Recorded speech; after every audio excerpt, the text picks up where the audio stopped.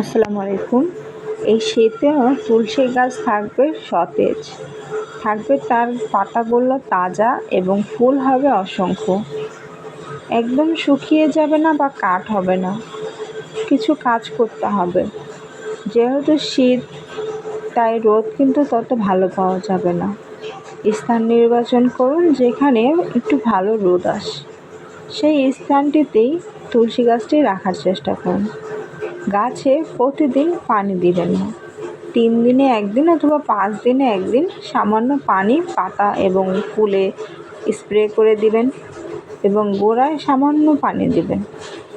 যদি পানি দিয়েও থাকেন তাহলে চেষ্টা করবেন এমন পাত্রে গাছটি রাখার যেখানে পানি দ্রুত বের হয়ে যায়, পানি যেন জমা বেঁধে না থাকে। পানি যদি জমা বেঁধে থাকে তাহলে কিন্তু গাছের গোড়া আস্তে আস্তে মরে যাবে এবং এই শীতের ঠান্ডার আবহাওয়ার কারণেও কিন্তু এই ফুল পাতা নষ্ট হয়ে যাবে। খেয়াল রাখতে হবে এই শীতের গাছের মাটি থেকে গাছ যেন ভালোভাবে খাদ্য গ্রহণ করতে পারে, তাই জৈব সার গাছে ব্যবহার করার চেষ্টা করবেন।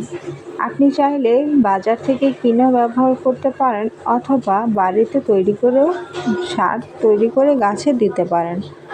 গাছের গোড়ায় কোনো আগাছা হতে দিবেন না, আগাছাগুলো পরিষ্কার রাখবেন।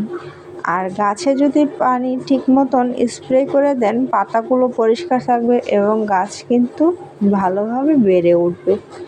তুলসী গাছ অনেক ঔষধি সম্পন্ন একটি গাছ, আমরা সবাই জানি। এই গাছের উপকারিতা বলে শেষ করা যাবে না। প্রাচীনকাল থেকেই কিন্তু তুলসী গাছ মানুষ খুবই সম্মান করে আসছে এবং এর সেবন করে আসছে।